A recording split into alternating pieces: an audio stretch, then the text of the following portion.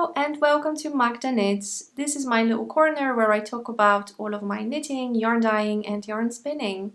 My name is Magda and I'm coming to you from the southeast of England. And if you want to find me elsewhere on the internet, you can reach me on Instagram or ratherly as Magda Knits with double S at the end. I admit I am completely unprepared for today's episode, so I have a feeling it's going to be a bit of a chaos. But it's been a while since I spoke to you last time and I figured that I really want to share with you my finished objects. I've got 3 today and I really wanted to talk about the sweater that I'm wearing today, which I finished a few weeks ago, so it feels like ages. And I felt like it's about time I show you the FO on my podcast. So this is the Primavera sweater that, as I said, I finished a few weeks ago. In my previous episode, I was showing it as a work in progress, but today I am finally wearing it on my podcast. So here it is in its full glory. As you can see, it's got some color work also on the cuffs, and it's got some color work here around the waistline.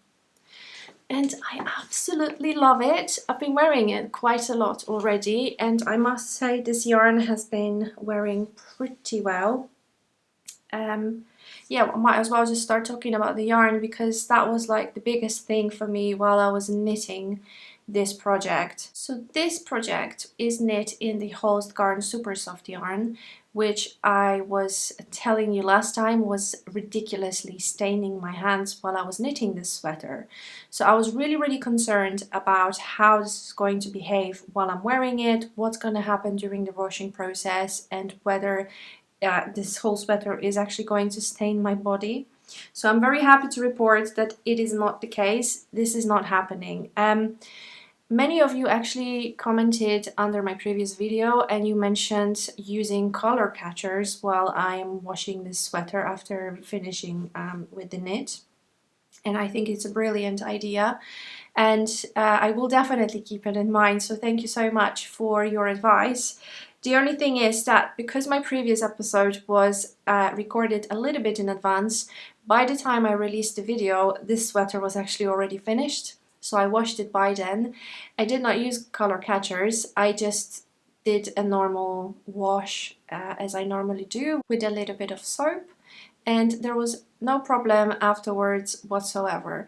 I did have to wash it twice, and when I washed it the first time, it was absolutely crazy. Like the water was completely black.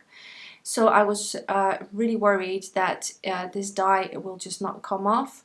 But I must say that when I did the second wash, I did a lot of rinsing and the water went completely clear. So if you are considering knitting with Holst Garn Super Soft, and if you want to use dark colors, then I would say don't worry about what's going to happen later on, because there is going to be a lot of color bleeding during the washing, but afterwards it's all going to be fine. The only thing that really puts me off from using this yarn in the future in dark colors is the staining element. I was really sick and tired of scrubbing my hands after every time I was knitting with it. So even though I still have 2 skeins left in my stash and I do like the end result, I just don't like the idea of going through the same process of having disgusting hands yet again. So I would say this is pretty much the downside of this yarn for me personally. I still have another color in stash, so this one that I have here, so this shade is called Nougat.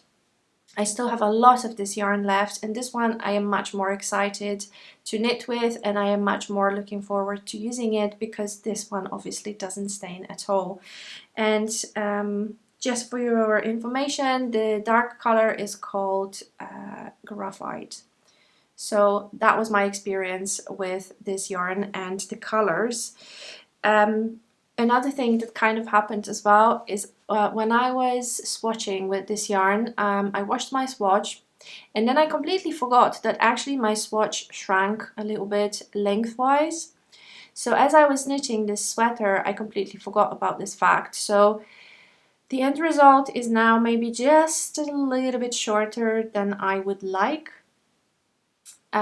So as I was showing to you, this is pretty much, so I'm wearing high-waisted jeans, which end like here, and like my belly is not showing, but I don't tend to wear high-waisted jeans that much actually. So if I wear like regular waist jeans, I feel a little bit uncomfortable. I always wear something underneath, so it's not a massive problem, but yeah, like I am really conscious about the length.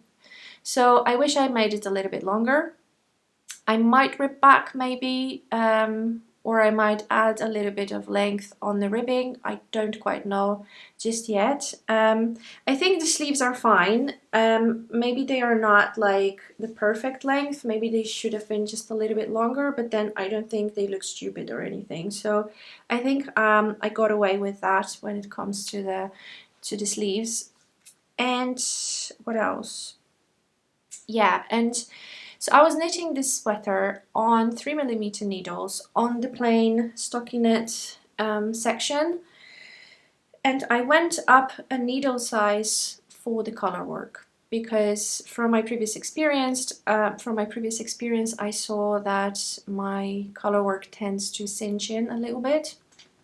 So I went up a needle size, but I figured that actually probably next time I am knitting color work, I might actually go up 2 needle sizes, because what happened was that when I finished with the sweater and when I washed it and I was laying it flat to dry, I felt like there was a little bit of excess fabric still around this section here.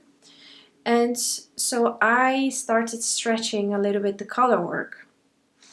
So when I was laying it flat, I was stretching the color work just to kind of match the amount of fabric from here to here.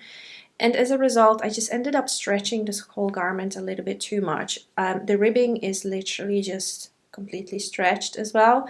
I completely forgot about the ribbing in this whole stretching process, and I'm not quite happy with how sort of floaty this whole thing is. It's a little bit baggy at the back as well, so I think if I had it generally longer, and then if I didn't really stretch it that much, then I would say the fitting would be just absolutely spot on, because everything else, the rest around the yoke and the sleeves and everything, I think it matches perfectly, or sorry, it fits perfectly. But yeah, the sort of bottom part of the sweater is something that I kind of am not like particularly happy with. I might just give it a wash and lay it flat and not stretch it again. I think the ribbing should kind of try to naturally cinch in a little bit when I wash it, so maybe I'm just gonna leave it. I don't know. But either way, I think if I go up 2 needle sizes next time I do color work, then hopefully it's all going to be perfect. So I am not super experienced with knitting color work, so it's all for me still to try to figure out what's the best approach for me. And in terms of the design, so this is a design by Rachel Illsley. She is Unwind Knitwear on Instagram and on Ravelry. I love her design. I have made one of her designs before. It was the Art Nova t-shirt that I knit in summer, and I have loads of her patterns, and I have loads of sweaters that I purchased myself. I won a couple in a giveaway. This one, actually, this design was part of a giveaway win. And I definitely want to knit more of her designs in the future because I think she's got an amazing style. And her patterns are very well written as well, so I would highly recommend them to anyone.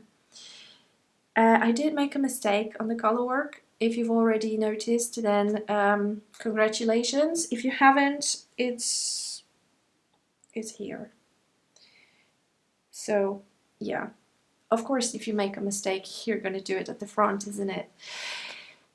It doesn't bother me. I know it's there, but personally, I think most of the people won't notice unless they are really inspecting it. If you look at it as a whole, in general, you just see a bunch of color work stuff going on here. And I think you just need to start looking at each section really closely to notice that I messed up this little bit here, but it's fine. Otherwise, I found this whole section of color work, which goes on the bottom here as well, so this is pretty much the same thing. I found it fairly easy to remember, actually, and I was really surprised because when I looked at this pattern I felt like, oh my god, there is so much going on, I will just have to like keep looking at the chart. But actually it wasn't so bad. Obviously every row is different, or every round is different, but after a few stitches you kind of go into the rhythm and you kind of remember. So there were only a few sections where things kind of fall out of rhythm and I had to be a little bit more focused, and this is where I made a mistake. But generally I don't think it was as bad. And there are also a couple of places where you need to catch the floats. So if you looked closely at the yoke, there are a couple of places where you can see the yarn from behind the fabric.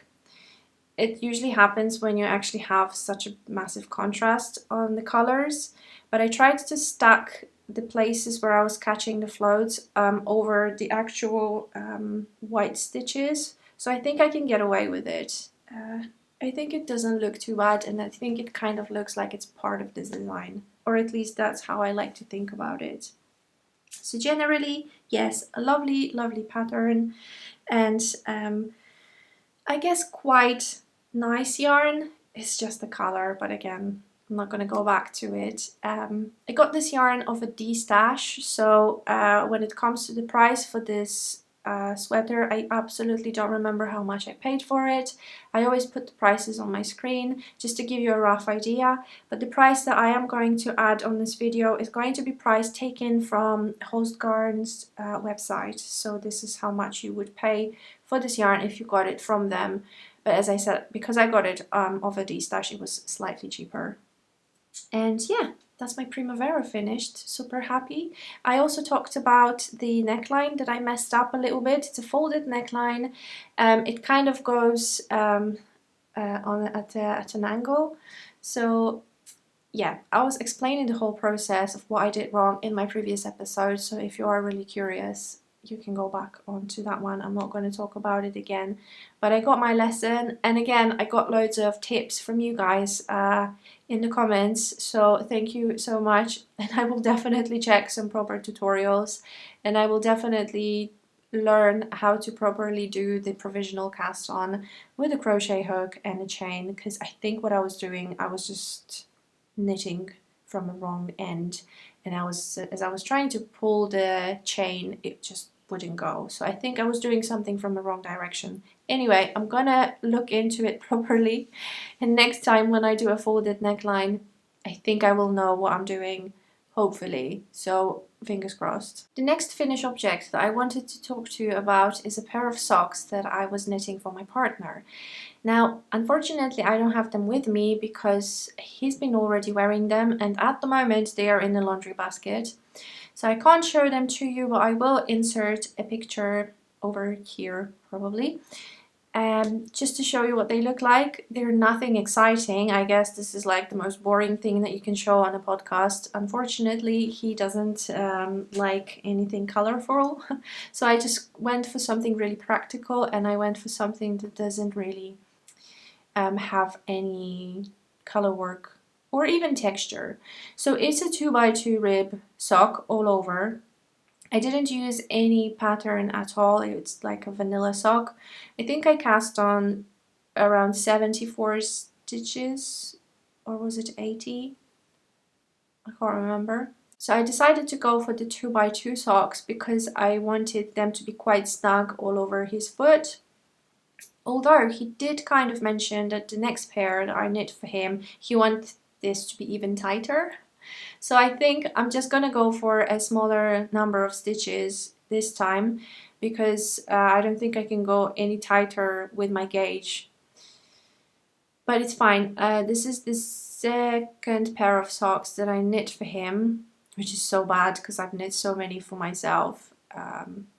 But I'm still kind of trying to figure out what's the best fit for him and what kind of recipe I should go by to make a perfectly fitting sock for him.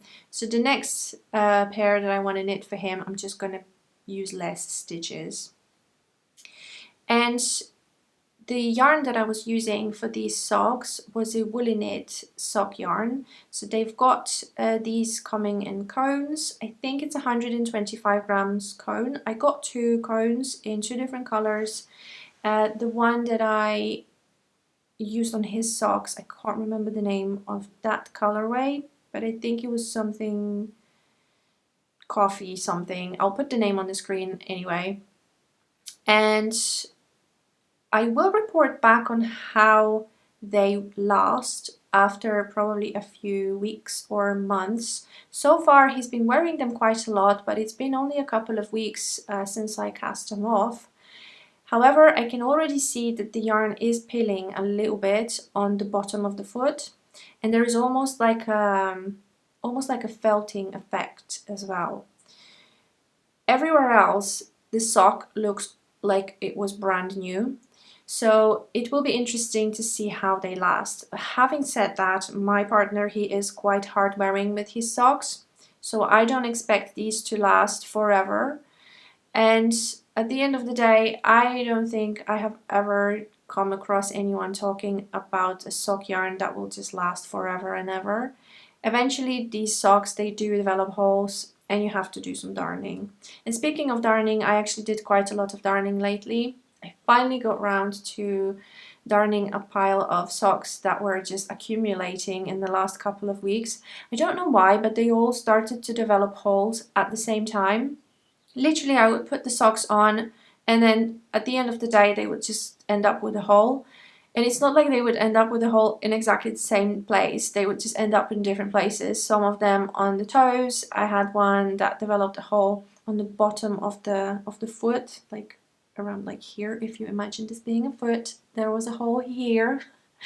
And there was one like on the side of the foot, and I figured that I think I dropped a stitch while I was knitting these socks, and now it starts to kind of unravel. It also started to kind of happen after I gave my socks a shave. So even though shaving is great, I think it can expose some of the weaker parts of the sock, and actually you may end up with holes afterwards. But it's okay, I did a bit of darning. One of the things that I was a little bit gutted about was that one of the socks that developed the holes was my socks that I knit from my handspun yarn. So that was my very first skein that I spun, and then I was like really excited to knit socks from this yarn. But I didn't even get a chance to wear them that much, and they already developed a hole. But you know, that was my first skein. Let's face it, like it wasn't very well spun. So yeah, it had every right to break. But it's okay, I fixed the hole and we'll see how long they last. They will probably develop holes in other places, but it's okay, I don't mind. But speaking of spinning for socks, so this is something that I kind of became a little bit interested about since kind of like Christmas time. So I have purchased a membership for the School of Sweet Georgia.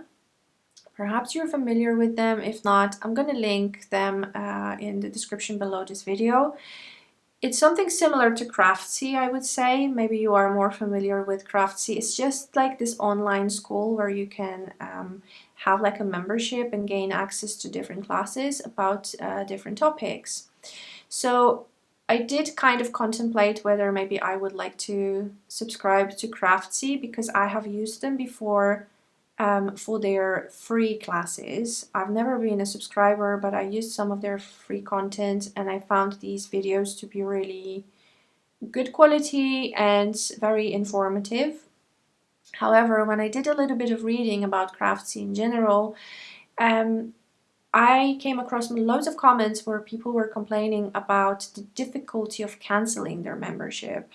Because at the end of the day, I don't think it was something that I would kind of want to go on forever and ever. Like, you know, eventually you probably just want to have the liberty of canceling. and people kept complaining that it was a very difficult process. Some people had to call them, some people had to send like tons of emails. It wasn't that easy, so I didn't really want to go down that route, and I didn't want to go for Craftsy. And then I thought of the School of Sweet Georgia. I've heard of them before, and I've kind of wanted to subscribe to them for a while, but I figured that I was going to wait until Christmas because I had a feeling they might have like a Christmas sale or like a Christmas discount for new members, and they did. So I bought the quarterly membership. There is also an annual one, and there is also a monthly one. I was really contemplating on the annual one because at the end of the day, it's the best kind of value for money. It kind of works out cheaper, if that makes sense. Like if you buy the monthly one, after 12 months, you're gonna end up paying more than if you paid upfront for a annual membership. I mean, loads of places work like this, basically. So I was really tempted, and I was contemplating, but then my partner said, well, you know, just maybe go for the quarterly first and just see how you like the content. Like if you really like it, then you might as well just buy an annual next time, which is fair. So I went for the quarterly one, and I'm actually quite happy that I did, because there isn't as much content that's of interest to me that I would need like an annual membership. Don't get me wrong, their content is amazing. The videos are good quality and they are packed with information. But I think I was a little bit underwhelmed when I saw the courses or like the number of courses. I think I think I was expecting something similar to Craftsy. Like Craftsy used to have loads and loads of videos. These guys have just a number of classes. I think they're still adding content. It's just that what I found of interest to me wasn't necessarily as much as I was expecting. So I'm happy with the quarterly one. I might cancel after the quarter ends. We'll see. So far, I've watched quite a few videos. And one of them was the Spinning for Socks class. So that was by Rachel Smith, and she is very much like a spinning guru. She's really great and she knows her stuff. You will also find her on YouTube. So she's got like a podcast, like a spinning podcast group. And she also has, I think, like a Patreon account with like different levels of membership where you get like different perks for depending like which level you go for. So she's really great, and I think she's a great teacher as well. She's really great at explaining stuff. So I watched the Spinning for Socks class. I also watched the Spinning for Sweater class that she's got. But yeah, after watching the sock one, I decided that I really want to start spinning, because I just felt really inspired, really excited, and I figured that, you know, spinning for socks just takes less time because you need to produce less yarn. Spinning for sweater is something that's already happening, and it's been happening since a couple of months. I'm spinning my alpaca, and I would like to have enough yarn to knit it into a sweater, but that's going to take months and months more. So I decided to do a little bit of a break from this and spin for socks. So let's see what they look like, because I finished the yarn and I finished knitting with this yarn. So first I'm going to show you what the yarn looks like, and now I'm going to show you what the socks look like. If you don't like the idea of matching, or if you don't like the idea of socks that are not matching, if this makes you nervous, you definitely want to look away. And I'm actually thinking now of Alexandra from Fiberbound. If you are watching this, Alexandra, this might give you a heart attack, because they are totally not matching. They are completely different. So these are my socks from my handspun yarn. Totally different colors, and it does not bother me one bit. I decided to call them twins and I completely stole the idea for the name from a company that I used to work for. I used to work in a shoe shop as a sales assistant ages ago, and I worked for a company called Camper.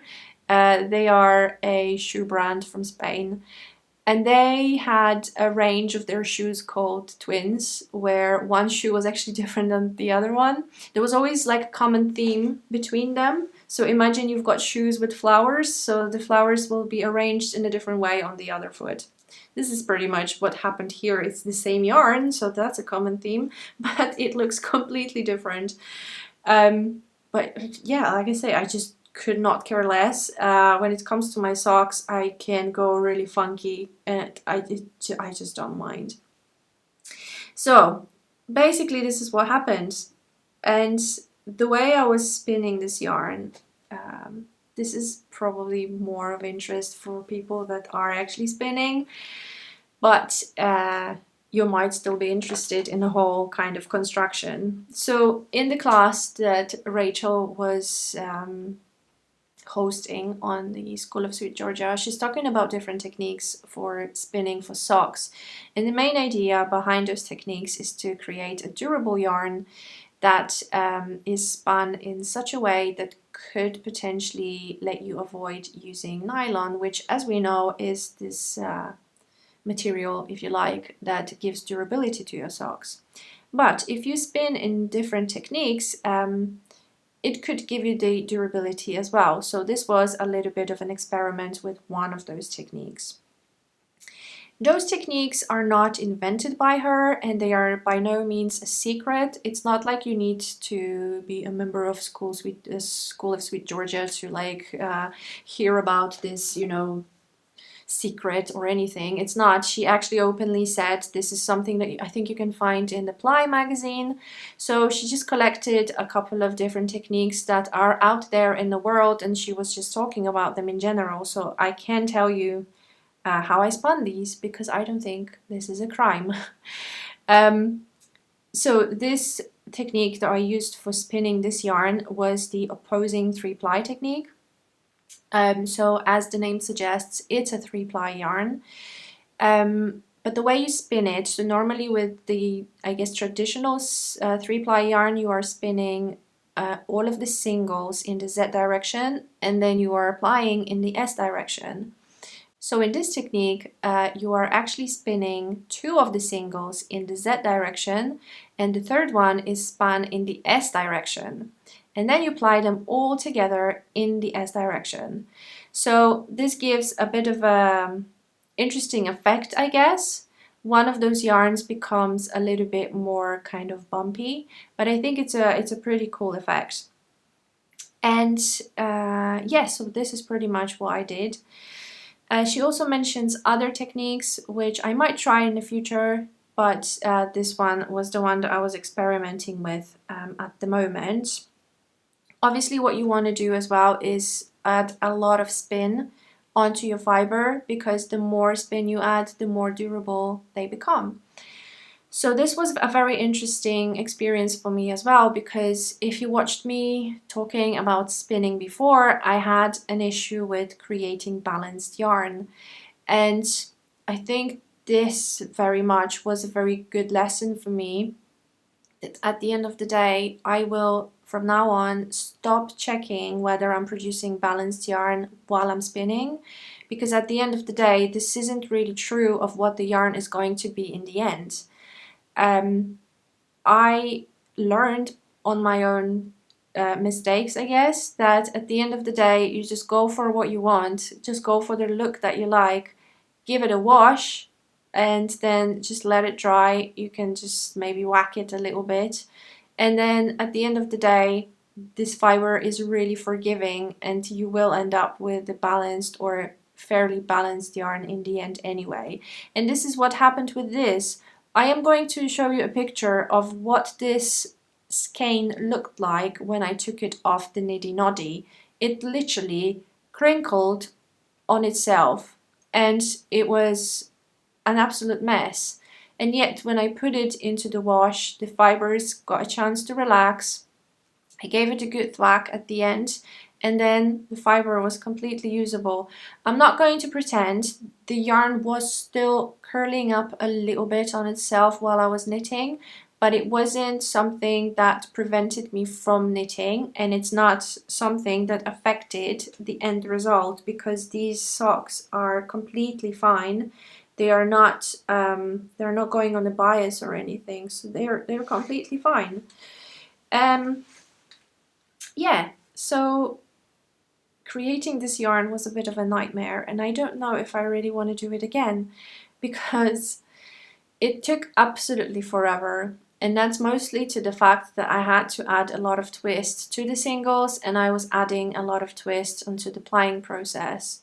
And then I got tangled ridiculously, like absolutely horribly. So basically I was spinning the singles really, really thin. I went as thin as I could, or as I dared. I am still a little bit scared of going like too thin, because then I just tend to break the yarn. But I ended up with the end result that was fairly close to, I think, maybe like a sport weight. I don't think it was quite fingering weight. Sport weight probably was the most accurate thing. And yeah, so I spun the singles really thinly, but I was adding a lot of twists. So the whole process of spinning the singles took quite a while. And then the plying. Oh my god, I have never spent so much time on plying yarn. I think it took me like 4 hours to ply, and this was just 100 grams of fiber. I'm going to talk about the fiber in a second, by the way. I'm like trying to be organized, but my thoughts are just like running from one topic to another, and I'm just trying to kind of keep it cohesive. But yeah, I will talk about the fiber in a minute. But so the plying process was an absolute nightmare. I have never spent so much time plying, and I kept getting tangled. So because those singles, they've had so much spin or twist, I kept getting those little pigtails on the singles before they went onto the wheel, so it just kept getting really tangled, and I really struggled to keep the correct tension. It was the first time I was making a 3-ply yarn, and I think I probably should have gone for a traditional 3-ply before I went onto the venture of going to apply something where one of the strands is actually spun in the other direction. So I made my life a little bit difficult with that, I guess. But in the end, I managed to ply it. And because when I start plying, I'm really scared to stop and let the tension loose, because I'm really scared of those pigtails and things starting to kind of curl up on itself. When I start plying, I literally ply from the beginning till the end. I just don't stop. And genuinely, I think that was like 4 hours of plying straight. I don't think I've ever sat at the wheel for as long. But again, I wanted to add as much of a twist as I can onto the ply. So that was a bit of a nightmare. Then I put it on the niddy noddy. It all looked great. And then I took it off. So as I was showing the picture, the whole thing just curled up on itself. Now, when you look at this mess, you may think, oh my god, like, how do you fix it? That's a good question, but it wasn't actually as bad as you may think, because obviously I was adding the loops. I was tying the yarn every, few inches, I guess. What I'm trying to say is that it wasn't completely messed up. Like, I knew where the middle of that skein was. So it's fine. And when I put it in the water, the fiber started to relax and it wasn't curling up on itself as much. So that was absolutely fine. The problem started when I decided to dry the yarn. So basically what happened is I have put this skein into a mesh bag, like a laundry bag, and I put it into the washing machine to spin it. But I forgot to close the zip. And for some reason, some of the skein somehow started to escape from the bag, and it just started to tangle on itself. So that's when the nightmare started. Because I decided to reskein the whole thing before drying it, and I just couldn't untangle it. I think it was another 4 or 5 hours of me trying to untangle this mess and putting it into a new skein. So I pretty much spent a whole day with this skein, being on the verge of crying and on the verge of a mental breakdown. But I tell you what, I am so stubborn when it comes to things like this, and I think I have quite a lot of patience with things like this. So I managed to untangle the whole damn thing, even though some of these areas were actually on top of it curling up on themselves. So I am so proud of myself that I didn't cut into any section of this yarn. It was still in one continuous strand. So I was so happy and proud of myself. And that was the end result. So I started knitting these immediately because I was really excited about how they knit, what the colors are going to turn into, and that's my end result. And I can't wait to start wearing them. I haven't had them on just yet. I just blocked them, and then I just wanted to show them to you, but I will definitely start wearing them very, very soon. And in terms of the color, yes, so I have used a fiber that I got from my friend Brie months ago, and it was really interesting for me to see how the fiber looked in the braid and what it looked like after I finished spinning. This whole fiber completely transformed. I completely did not expect this yarn to have this color in the end. It was so incredibly different, and I'm really happy that I went for this fiber, even though it's actually merino. So I guess you can say that merino is definitely not the right fiber to spin for socks, and I agree. But I decided to go for it because I also, on top of it, wanted to experiment just a little bit with color. And that particular braid was the only thing that I had available at the time that had a lot of contrast to play around with. So I went for that. So yes, they are merino socks, and yes, there is no nylon, and yes, probably they won't last ages, but I still wanted to do it, and I still think it was a good experiment. So yes, so that was the fiber from my friend Brie. And what I did with the color is I divided this braid into 3 parts lengthwise. The first part I spun end to end. The second part I divided into 2 sections, again lengthwise, and I spun these end to end. And then the third part I divided into 5 sections lengthwise and then spun these. And this is the effect that I ended up with. It was completely gradient. The majority of this fiber ended up being very orange. But then as I got onto the second sock, you can see that this is where the orange started to end. So this was the first sock that I knit. This was the second one, and then the green got introduced. But there was a little bit more variety of different shades. I still have some of this yarn left, so I could have made them longer, but it's fine. And you can still see a little bit of gradient in the middle of this skein. So if I kept on going, I would end up with a bit of orange again.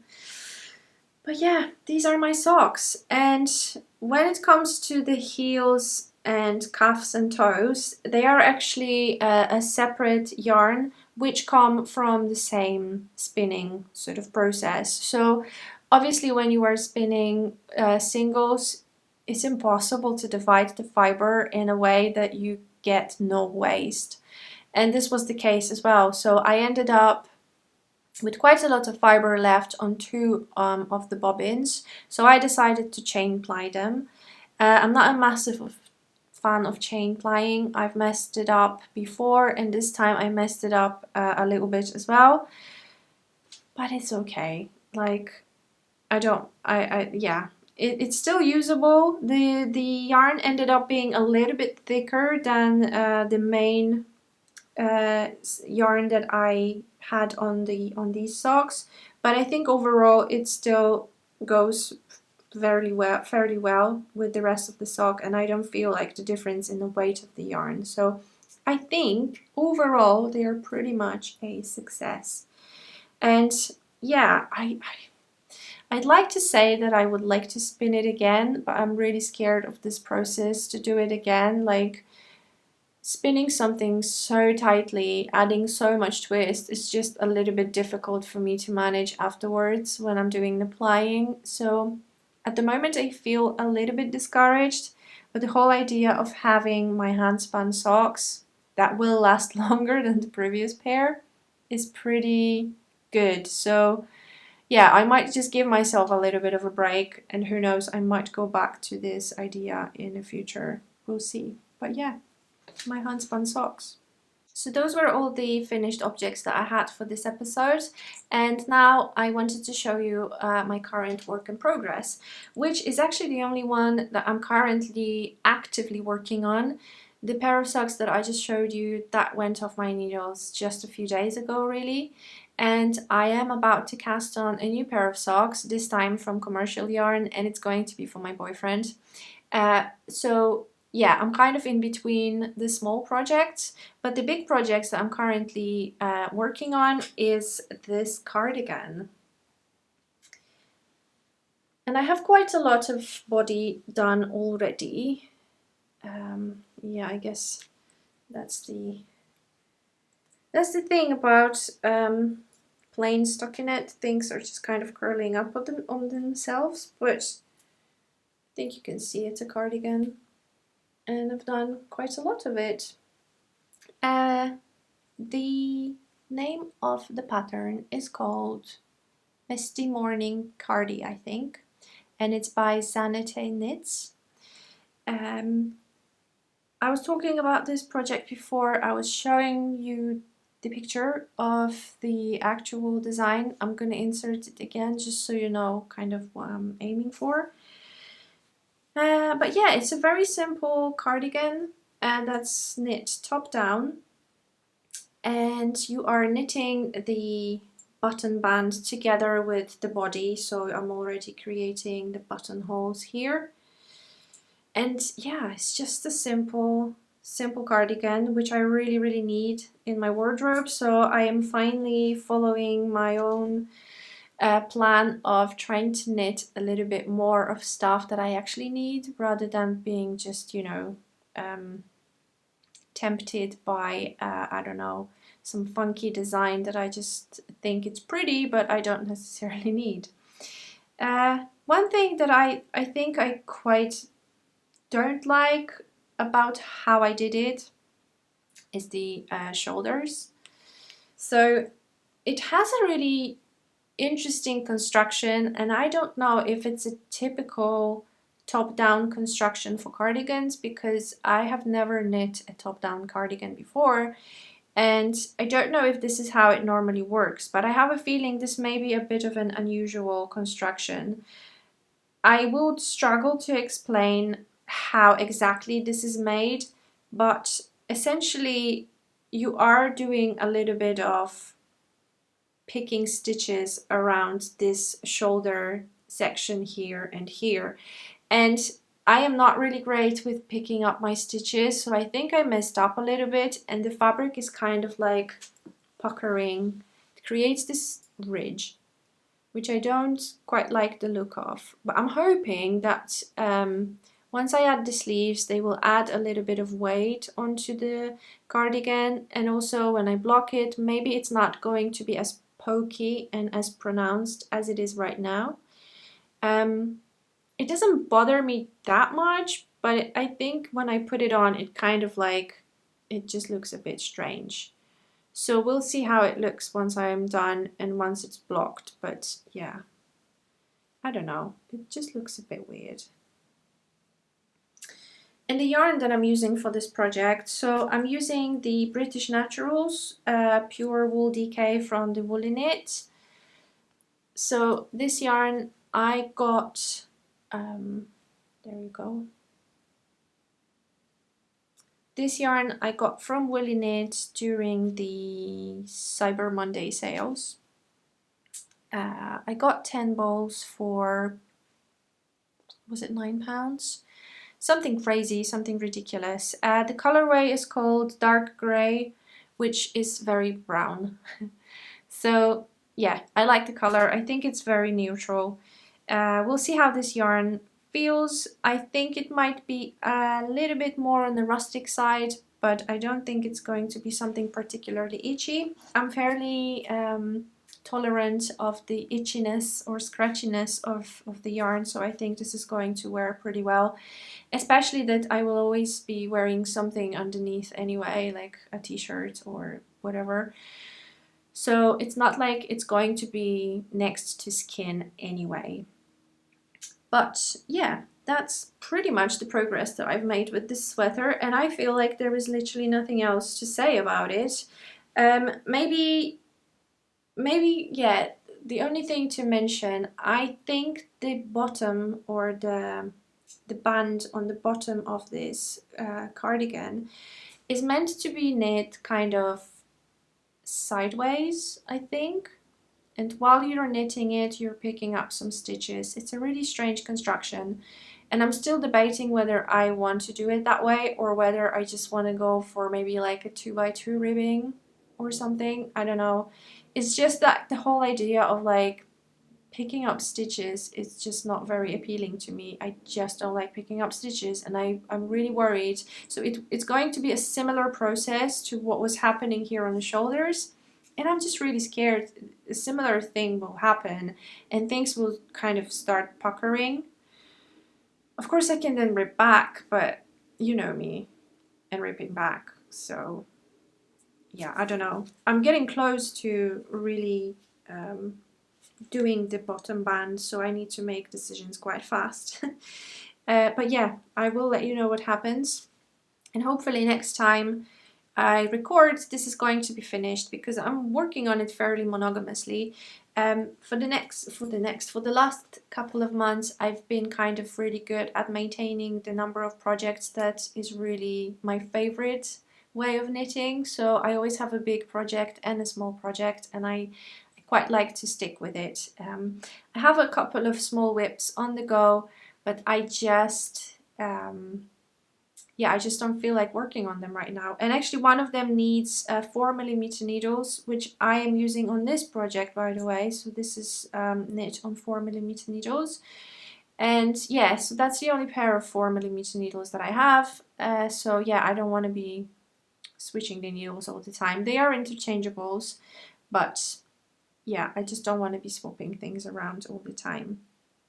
So yeah, this is my current whip, and because it is going fairly quickly and I can almost see the finishing line at this point, I already started thinking about what I would like to knit next. And I think I will need your help, guys, with deciding colors. So I think, so one of the things that I decided that I would like to do more of in 2022 is to make use of my handspun yarn. I've been doing quite a lot of spinning since I got the wheel, and I've got quite a few single skeins that I kind of don't know what to do with. So I figured that one of the skeins, which I don't have with me right now, of course, because I'm unprepared, I'm going to put it on the screen. So one of these skeins I would like to use on a colorwork yoke design. So something, I guess, fairly similar to this. So not necessarily in terms of the pattern, but like something with the colorwork yoke and the rest of the body being just plain stockinette. So I figured this yarn would be good for that, but I don't know what kind of color to pair it with. And I was looking around at different designs. I found a couple of contenders. I'm not particularly fussed about what kind of design I want to have on the yoke. I'm more about like letting the yarn sort of speak for itself. And when I was looking for the color that I could pair it with as a main color for the body, I was looking around the Wool Warehouse website, and I was looking for cheap stuff, okay? Let's just be honest, I was looking for cheap yarn because I've been spending a lot of money. And I had to get some yarn because when I looked into my stash that I have currently in terms of like the sweater quantities, I have everything that I have actually has like a project in mind. Like I already know what I'm going to use that yarn for, so everything that I have in bigger quantities is already reserved for something else. So I needed to buy more yarn, and I went for Drops because Drops is a very cheap brand. And I was really contemplating what color can I pair it with, and I just could not make up my mind. So in the end, I decided to go for like this plain gray, which I think will work. And yeah, and by the way, this is the Drops Flora, if you can see. So the Drops Flora is a 65% wool and 35% alpaca. This is the first time I got this yarn, but it feels very soft, it feels very pleasant, so I think this is going to be a very lovely yarn to work with. But I'm really unsure about the color, the contrast that I'm going to get. I think the contrast is going to be too high. And I've realized that lately I've been really drawn to designs where the color is, or the contrast is a little bit more sort of muted. The colors are not like super contrasty. So I don't know if I'm gonna like how it's gonna work together. And I think I might need to just get another yarn in another color that's gonna work with this blue, but I genuinely don't know what's gonna work with it. I am completely stuck. I was thinking that I could get something blue, but I don't wear blue. Like I don't mind to have like this dark navy on like just a section of a color work, but like a whole blue sweater, I don't think this is really me. So I don't know. If you guys have any ideas what color I could use with that navy that I spun. But anyway, so now I'm stuck with this yarn in my stash. However, because this color is very pleasant, it's a gray color. I don't remember the name, but the color is 03. And I still want to use it, and I still think this is going to be good base for a colorwork sweater, and I might still go for the designs that I had in mind originally. It's just that I don't think it's going to work with that navy. So I'm thinking that I might spin some more yarn in a different color, just specifically for that colorwork section. So I might need your help again. Because I've got two braids which I have hand dyed, and I'm thinking of spinning and adding this as a color work section for this gray, but I don't know which one I like more. So I've got this purple here, which is it's got some darker sections, but it also has quite a lot of like really plain very light kind of purple color, which is almost too similar to this gray. So I'm thinking maybe I'm not gonna get enough contrast. And then the other one that I dyed is this braid here, which has got more color, but it also has some sections that look quite grayish. But the tricky bit about spinning from hand-dyed braids like this is that you never know what the end result is going to be. Like I have absolutely no idea what the final yarn is going to look like from neither of these braids. And that's because of my previous yarn that I spun and how different the braid look from the final yarn, like how much the color changed, how much the colors blend together, and yeah, I just have no idea. If you guys have any kind of advice, let me know. I'm kind of leaning towards this one, but I don't know. I don't want to spin both of them I just want to pick one. So I want to make sure that I make the right decision. I don't know. But yeah, I did a little bit of hand dyeing. I got myself a little bit of new equipment. So I got like a proper kind of tray that I use for dyeing now. I used to use either like a normal cooking pot, which was just dedicated to dyeing, but it was like a regular pot. And then I had a bit of a metal tray, which kind of worked, but it didn't have a lid and it was a little bit uneven on the bottom, so things didn't sort of spread equally in terms of heat. But now I got a proper pan and I've been playing around and experimenting with different dyeing techniques. Having said that, I've run out of some of the colors already from my dyes, so I need to get some more color. I completely run out of red. That happened a while ago. I think I've run out of brown now. And these are those two colors that I really like to play around with, so I need to get more. But yeah, these ones there were results of playing around with whatever I have left. So I did these, and I also spun this colorful fiber, which is a bit more bright. I think it would be interesting to see what the yarn, final yarn looks like from this braid. And I also I also dyed a very random skein here as well. I was playing around with like my purples and pinks. So that's what I ended up with. A little bit more of a speckled kind of thing. Yeah, just random stuff.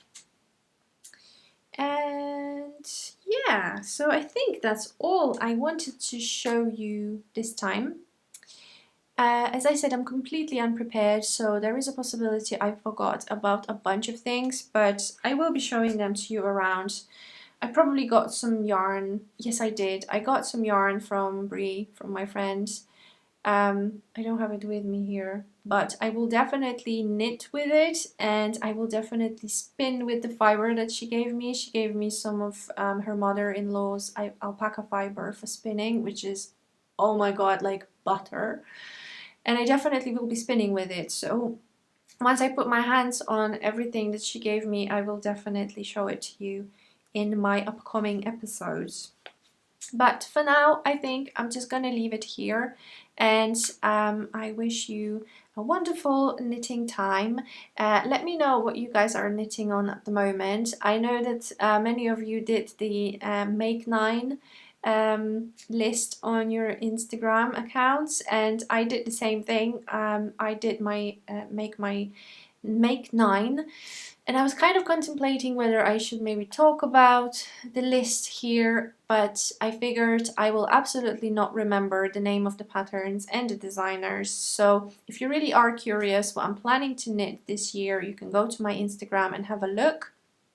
Having said that, it's a list that I just kind of created for me just for fun, and it's not a challenge, and it's not something that I'm going to stick with for sure. I will probably change my mind. I might have already changed my mind about one of these things that I have on my list, but I think it's just fun, and I just found it to be a good opportunity for me to sit down and figure out what I really want to focus on knitting this year or in the upcoming years, because some of these things may not even happen in 2022.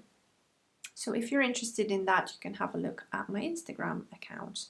But for now, thank you so much for watching. If you like the content, then it would be great if you would like to subscribe to the channel. That's always very lovely to see new people leaving comments and subscribing. So yeah, thank you very much for watching, and I will see you next time. Bye!